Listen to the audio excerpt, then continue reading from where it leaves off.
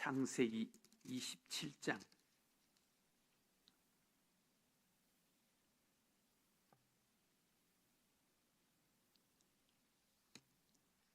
1절에서 4절까지 있는 말씀.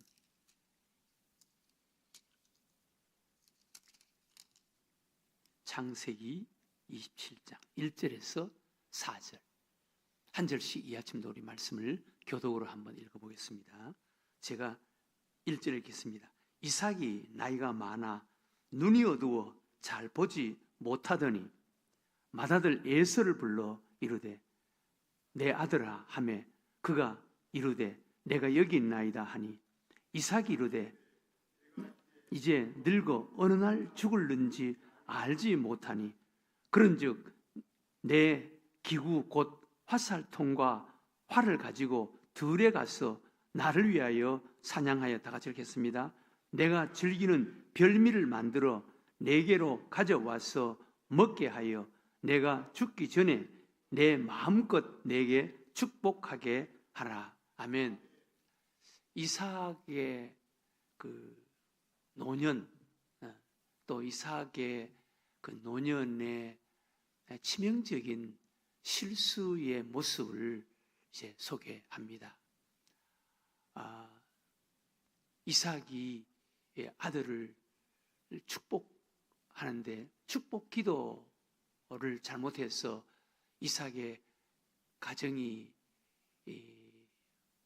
어려움을 당하는, 가정이 서로 상처를 받고 뿔뿔이 흩어지고 헤어지는 이런 계기가 되는 사건이 이삭이 에서를 위해서 축복 기도하는 이 사건입니다. 우리가 자녀들을 축복하는 것은 참 중요합니다. 자녀들에게 무슨 돌 때나 생일 때 또 구정 때 세배를 받거나 할 때 이제 덕담을 해주지 않습니까? 덕담보다 더 소중하고 귀한 것이 하나님 앞에 자녀들을 위해서 축복 기도해 주는 것입니다. 축복 기도. 그런데 오늘 이삭은 자기 아들 에서를 위해서 축복 기도를 하는데 오늘 여기 보면은 눈이 어두워 에서에게 기도해 줘야 할 그 기도를 야곱에게 기도를 한다고. 이것 때문에 에서가 큰 상처를 받고 평생 동안 에서와 그 야곱 쌍둥이 형제 간의 원수지간이 되는 이런 상황이 되고 맙니다. 그러니까 우리가 부모된 입장에서 자녀들이 많으면 그 자녀들에게 상처를 주지 않도록 하는 것이 참 중요합니다. 제가 아는 어떤 가정도 부모의 잘못된 어떤 처신으로 자녀들끼리 마음에 상처가 되어 있는 이런 가정도 제가 본 적이 있습니다. 이삭이 에서에게 축복 기도를 해주는데 야곱이 아버지를 속이는데 그 야곱을 에서인 줄 알고 야곱에게 에서의 축복 기도를 해주는 거예요. 근데 오늘 여기 보면은 눈이 어두워라고 이야기하는데 눈이 어두워라는 것보다 이삭은 영적인 눈이 어두웠다는 이런 어떤 의미가 여기 더 크게 있습니다. 여기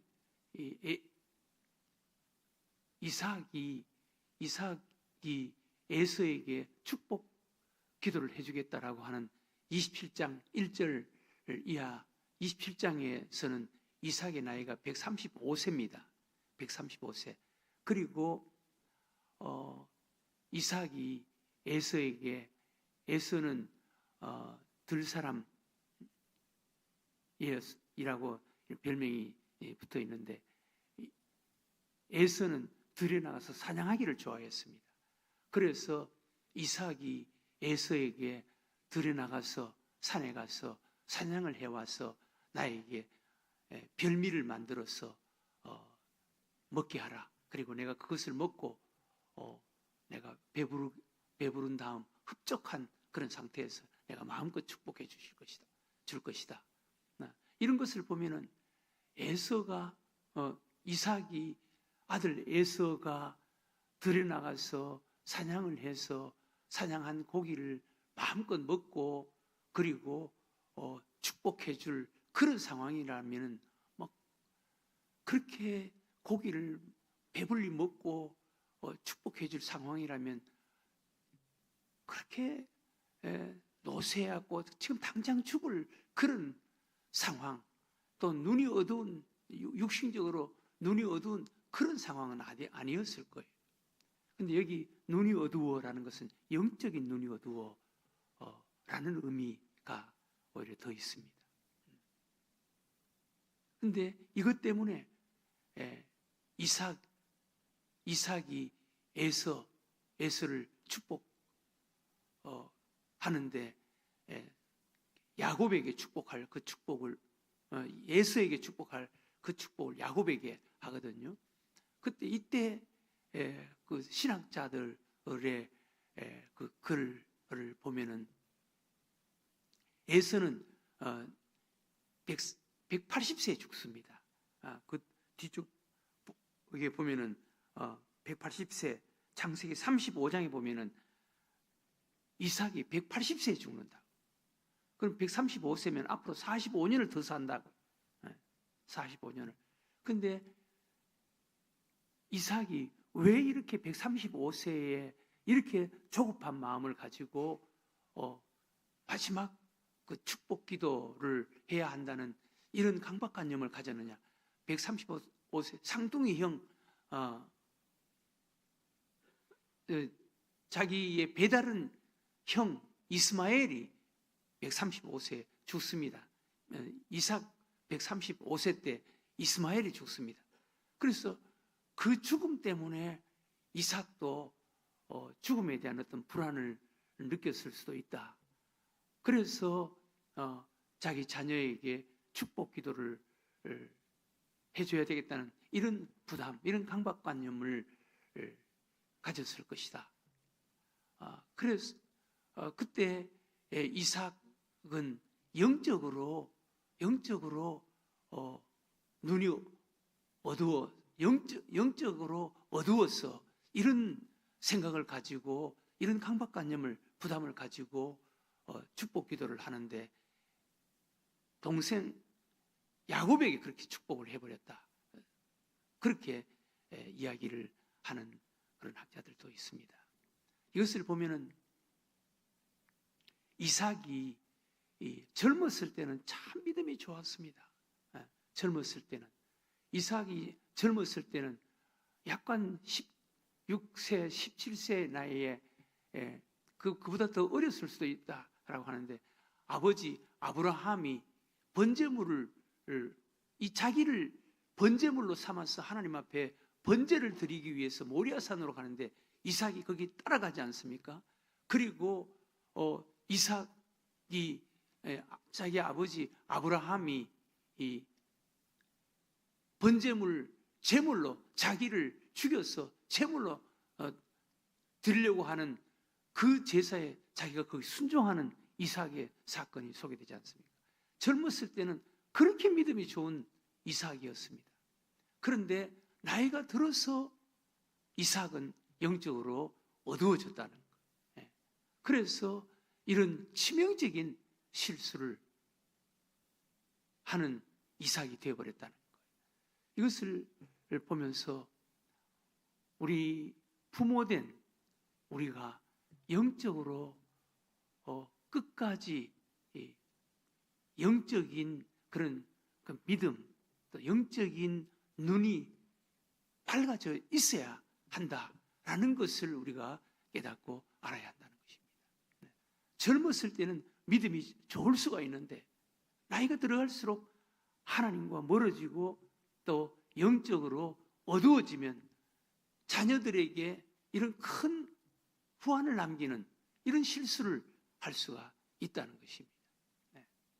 이삭을 통해서 우리가 나이가 많아지고 우리가 육신적으로 쇠약해질수록 우리가 영적으로 더 깨어있고 하나님 앞에 바른 기도하는, 영적으로 자녀들에게 좋은 본을 보이는 이런 부모가 되어야 한다는 것입니다. 이삭같이 이렇게 젊었을 때는 믿음이 참 좋았는데 나이가 들어가면서 육신적인 눈이 어두운 것보다 영적인 눈이 어두워서 자녀들에게 이렇게 큰 영적인 실수를 하면 가정에 큰 우환이 생긴다는 것입니다. 물론 하나님의 뜻이죠. 하나님께서 야곱을 축복하기 위한 하나님의 계획이고 하나님의 뜻이지만 인간적으로 이삭은 큰 실수를 했다는 것입니다. 이것을 볼 때 디모데후서 4장의 사도 바울, 죽음 직전에 바울의 모습을 통해서 우리는 큰 도전과 교훈을 받아야 됩니다. 디모데후서 4장에 바울이 죽음 직전에 바울 자신을 소개하는 것을 볼 수가 있습니다.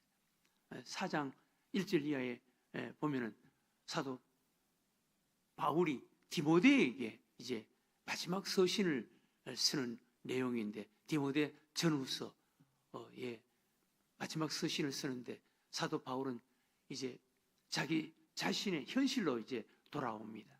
현실로 돌아와서 자기 자신을 바라보는 거예요. 그때 사도 바울은 죽음 직전입니다. 관제와 같이 내가 벌써 부음이 되고 나의 떠날 기약이 가까웠다라고 이야기합니다.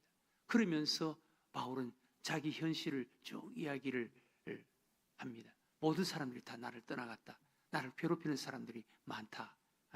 그리고 지금 나와 함께 있는 자는 누가만 나와 함께 있다.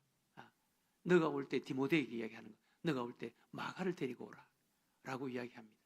나이가 들어가고 죽음 직전이 되면은 사람들이 다 떠나갑니다. 그것은 여러분 우리가 이해를 해야 됩니다. 어쩔 수가 없는 것입니다. 이게 인생이에요. 사도 바울도 다 떠나갔다는 거예요. 대만은 세상을 사랑해서 데살로니가로 갔고, 또 누구는 어디로 갔고 다 가버렸다는 거예요. 또 누구는 나에게 상처를 많이 줬다는 거예요. 아픔을 많이 줬다는 거예요. 너도 그걸 조심하라는 거예요. 그러면서 사도 바울이 이야기합니다. 주께서 내 곁에 계셔 나를 강하게 하시면, 이렇게 말합니다. 사도 바울은 그때 감옥 안입니다. 그리고 죽음이 바로 앞에 나와 있습니다.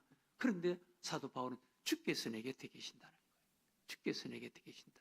여러분, 우리가 나이가 많아지고 죽음이 점점 우리에게 다가올수록 세상 사람들은 다 떠나갑니다. 어쩌면 가족들도 멀어질 수도 있습니다. 그러나 마지막까지 우리 곁에 계시는 분은 주께서 내 곁에 계셔.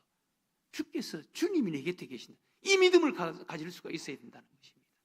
주께서 내 곁에 계셔. 나는 외롭지도 않고 나는 약하지도 않다는 거예요. 사도 바울은 이렇게 고백합니다.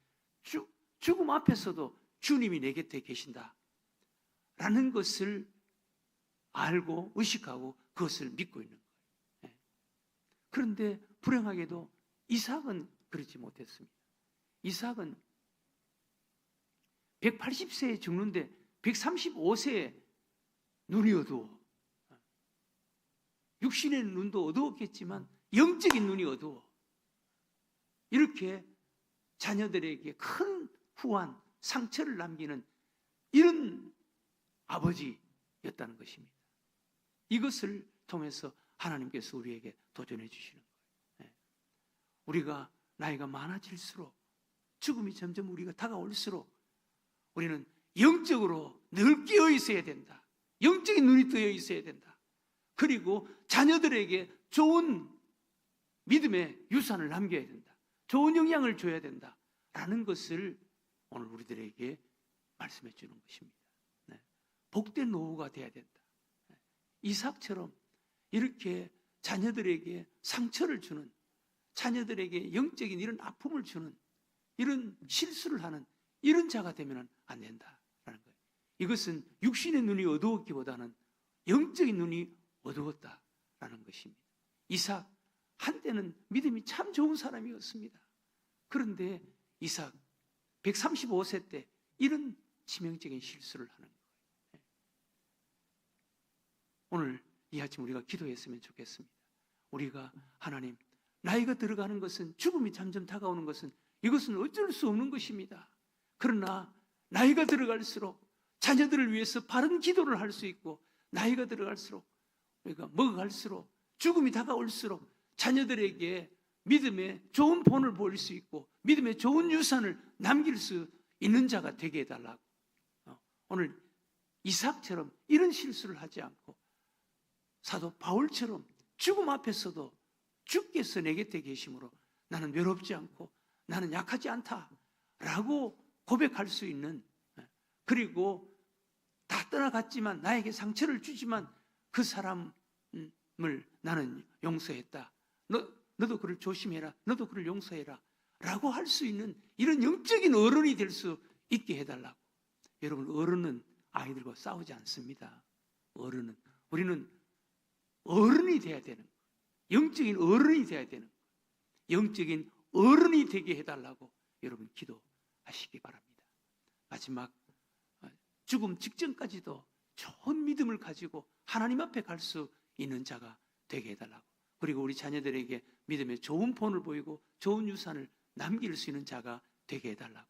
오늘 이 아침 우리 하나님 앞에 기도하는 여러분들과 저가 되시기를 주의 이름으로 축원합니다. 하나님 아버지, 오늘 우리는 이삭,